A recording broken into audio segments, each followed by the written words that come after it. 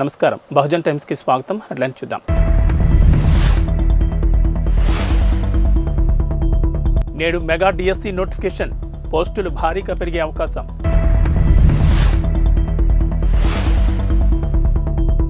ORR టెండర్లపై విచారణ, CBI లేదా ఆ స్థాయి సంస్థతో దర్యాప్తుకు నిర్ణయం.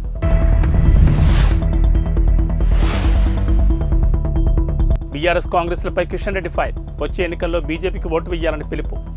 నిరుద్యోగులకు తెలంగాణ ప్రభుత్వం నేడు తీపి కబురు చెప్పనుంది. రాష్ట్రంలో ఉపాధ్యాయ పోస్టుల భర్తీకి గాను మెగా డిఎస్సి నోటిఫికేషన్ విడుదల చేయనుంది. సీఎం రేవంత్ రెడ్డి తన నివాసంలో 11,062 పోస్టులతో కొత్త నోటిఫికేషన్ వేయనున్నారు. ఇందులో ఎస్జిటిలు 6,508, స్కూల్ అసిస్టెంట్లు 2,629, లాంగ్వేజ్ పండిట్లు 727, పీఈటీలు 182, స్పెషల్ కేటగిరీలో స్కూల్ అసిస్టెంట్లు 220, ఎస్జిటిలు 796 పోస్టులు ఉన్నాయి. కొత్త నోటిఫికేషన్ వేసేందుకు గాను గత ఏడాది వేసిన డిఎస్సి నోటిఫికేషన్ను ప్రభుత్వం రద్దు చేసింది. ఆ నోటిఫికేషన్లో మొత్తం 5,089 పోస్టులను గత ప్రభుత్వం చేర్చింది. పాత అప్లికేషన్లు చెల్లుబాటు అవుతాయని పాఠశాల విద్యాశాఖ కమిషనర్ తెలిపారు.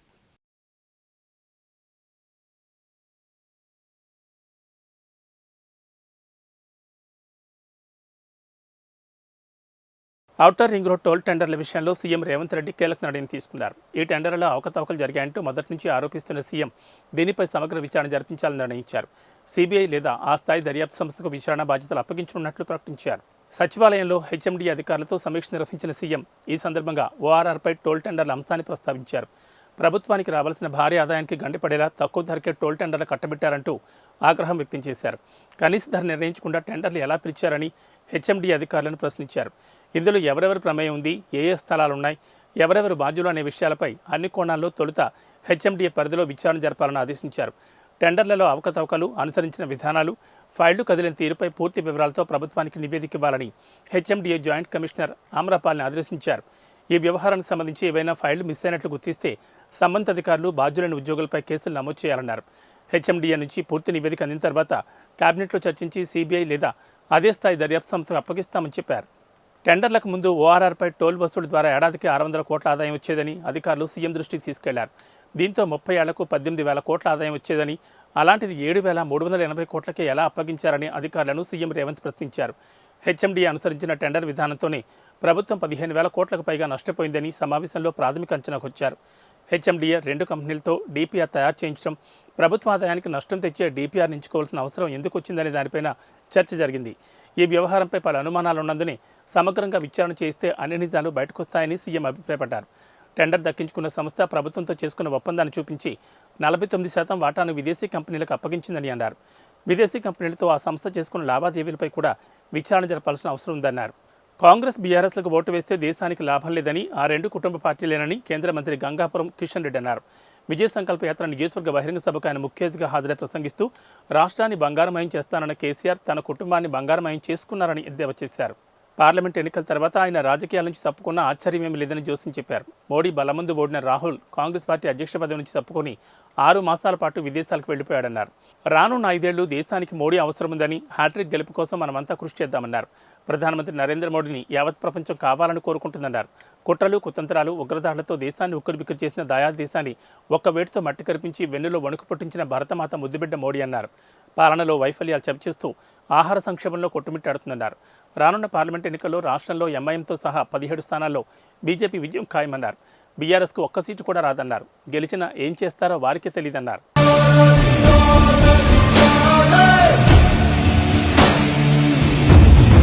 తెలంగాణ భాష అంటేనే క్లాసిక్ అని గవర్నర్ తమిళిసై సౌందరరాజన్ అన్నారు. తెలంగాణ భాష మాట్లాడుతుంటే చాలా ఆనందంగా ఉంటుందని చెప్పారు. రవీంద్ర భారతిలో బుధవారం జరిగిన పొట్టి శ్రీరాములు తెలుగు విశ్వవిద్యాలయం 16వ స్నాతకోత్సవంలో గవర్నర్ ముఖ్య అతిథిగా పాల్గొన్నారు. తెలుగు భాష, సంస్కృతి అంతటా వ్యాప్తి చెందాలని తమిళిసై సౌందరరాజన్ ఆకాంక్షించారు. తెలుగు భాషను ఇతర భాషలు మాట్లాడేవారందరికీ నేర్పించాలన్నారు. ప్రగతిని సాధించడానికి షార్ట్కట్లు ఉండవని, శ్రమని ఆధారమని చెప్పారు. స్నాతకోత్సవం పెద్ద పండగని పేర్కొంటూ సమాజానికి కొత్తదనం అందించడం మన బాధ్యతని అన్నారు. మాతృభాషతోనే జీవితం ముడిపడి ఉంటుందని చెప్పారు. ప్రపంచంలోని ఎన్నో దేశాల్లో తెలుగు వాళ్ళు ఉన్నారని, తెలుగు భాష, సంస్కృతి ఆ దేశాల్లో కూడా వ్యాప్తి చెందాలన్నారు. ప్రధాని నరేంద్ర మోడీ చెప్పినట్లు ఎన్ఈపీ విద్యాలయాలను ప్రారంభించాలన్నారు. తెలుగులో మాట్లాడడం తనకెంతో సంతోషంగా ఉందన్నారు. సామాన్య ప్రజలు సైతం కొన్ని చదివే విధంగా తక్కువ ఖర్చుతో తెలుగు భాష పుస్తకాలను ప్రచురించాలని సూచించారు. స్వీయ నిబంధనతో బోధించడం, విశ్వవిద్యాలయం అన్ని సదుపాయాలు కల్పించడం, సమాజానికి కొత్త దారిని అందించడం. వీటన్నిటి సమాహోరమే స్నాతకోత్సవం. మాతృభాష మన జీవితంతో పుడుతుంది. మాతృభాష మన చైతన్యంతో ముడిపడి ఉంది. మాతృభాష మనల్ని ప్రకటిస్తుంది. మాతృభాష మనకు మార్గదర్శకం. తెలుగు తెలంగాణ మాతృభాష మరియు క్లాసిక్ భాష. పలుకుతున్నప్పుడు ఆనందాన్ని ఇస్తుంది. పలికినప్పుడు ఆసక్తిని రేకెత్తించే భాష. అందుకే మహాకవి భారతిని పాడారు, సుందర తెలుగులో పార్టీ చేసుకుందాం.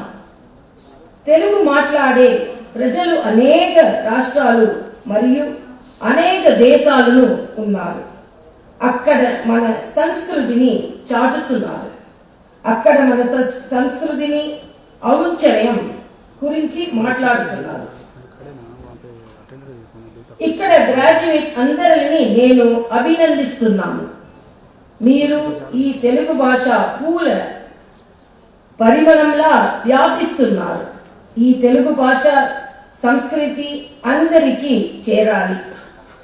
ఇతర భాషలు మాతృభాషగా ఉన్న వారికి కూడా తెలుగు నేర్పించాలి.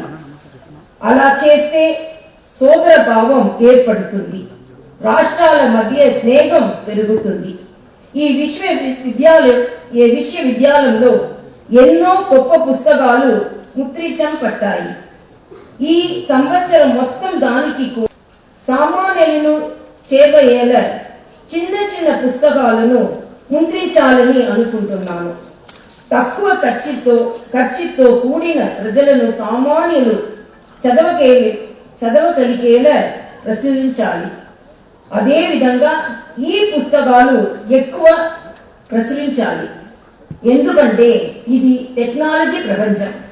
అందుకే మన ప్రధాని మంత్రి మోడీ గారి ఈ పందేలు టెకేడ్ అని చెబుతున్నారు. ఎన్ఈపి అనుసరించి విశ్వవిద్యాలయాన్ని అభినందించండి. ఎన్ఈపి విద్యార్థులను తరగతి గది నుండి ప్రపంచ స్థాయికి తీసుకెళ్లడం. మీరు అందరూ కష్టపడి ముందుకు రావాలి. ప్రగతి సాధించడానికి షార్ట్ కట్ లేదు, శ్రమే మూలధనం. నేను తెలుగులో మాట్లాడితే చాలా సంతోషంగా ఉంది. నేను నా మాతృభాష తమిళని అమితంగా ప్రేమిస్తున్నాను. మా అన్న భాష తెలుగు అంటే నాకు చాలా గౌరవం.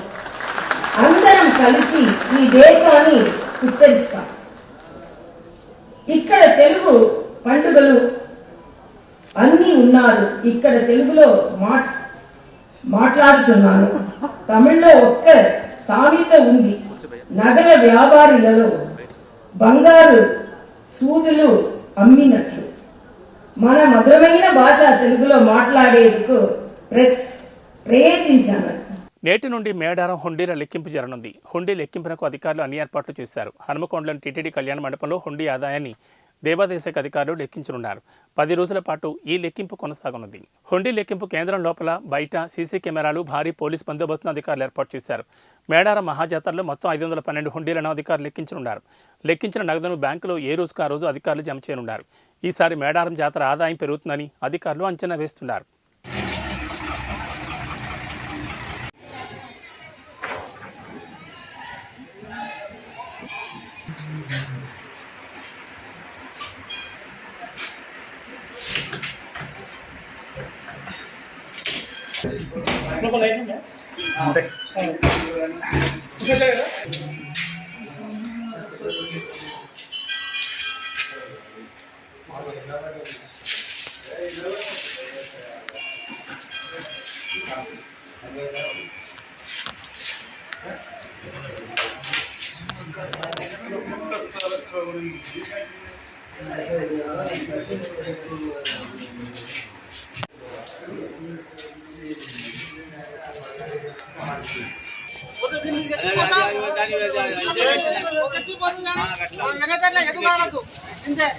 మనం పోవాలి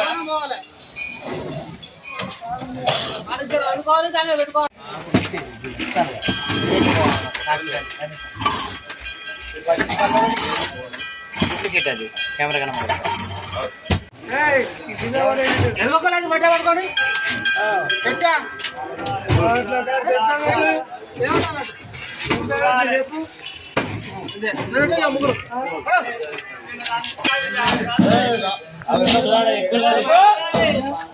ఎక్కువ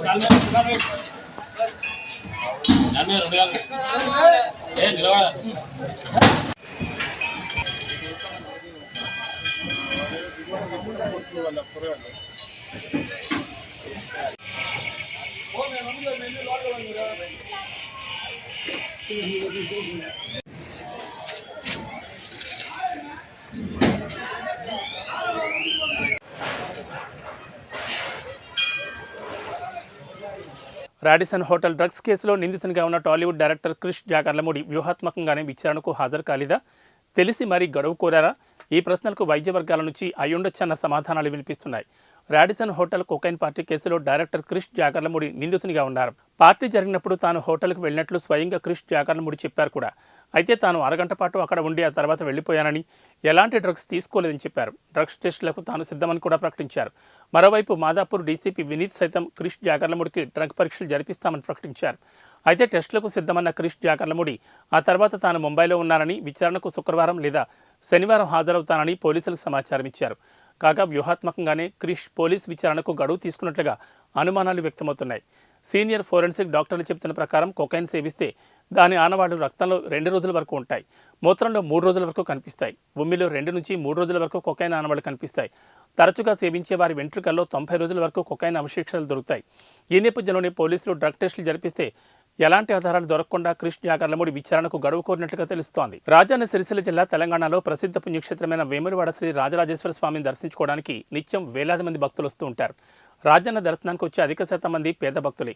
వీరికి నాణ్యమైన భోజనం తక్కువ ధరకు అందించాలన్న సంకల్పంతో దాదాపు 10 సంవత్సరాల క్రితం లక్ష్మీ గణపతి కాంప్లెక్స్ ఎదురుగా క్యాంటీన్ అట్టహాసంగా ఆలయ అధికారులు ప్రారంభించారు. అయితే గత 2 సంవత్సరాల క్రితం కరోనా నేపథ్యంలో మూతపడ్డ క్యాంటీన్ నేటి వరకు తెరుచుకోలేదు.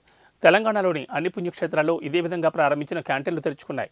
వేములవాడ ఆలయ అధికారులు నిర్లక్ష్య ధోరణితో తమకేమీ పట్టనట్లు వ్యవహరించడం పలు విమర్శలకు తావిస్తోంది. రాజన్న ఆలయం భక్తులతో కిటకిటలాడిన వారికి కనీస సౌకర్యాలు కల్పించడంలో ఆలయ అధికారులు ఘోరంగా విఫలమయ్యారు. కనీసం తాగునీరు అందించడానికి కూడా శ్రద్ధ చూపకపోవడంతో భక్తులు అల్లాడిపోతున్నారు. ఇప్పటికైనా ఆలయ అధికారులు కళ్ళు తెరిచి మూతపడ్డ క్యాంటీన్ వెంటనే తెరవాలని భక్తులు డిమాండ్ చేస్తున్నారు.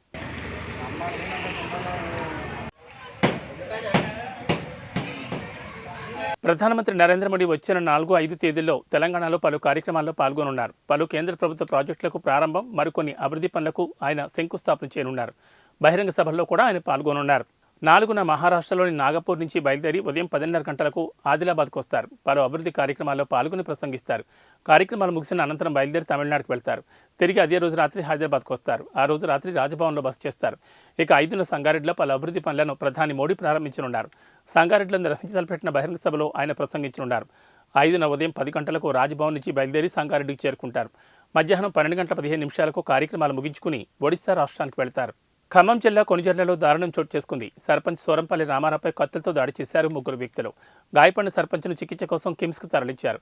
అయితే ప్లాన్ ప్రకారమే సర్పంచ్పై దాడి చేశారని అనుమానిస్తున్న పోలీసులు 3 నిందితులను అదుపులోకి తీసుకున్నారు. అన్నదమ్ముల ఆస్తిపాటాల పంపకంలో తమకు న్యాయం చేయలేదని సర్పంచ్పై ఈ దాడికి పాల్పడ్డారని తెలుస్తోంది. సర్పంచ్పై జరిగిన దాడితో గ్రామస్తులు భయాందోళనకు గురయ్యారు.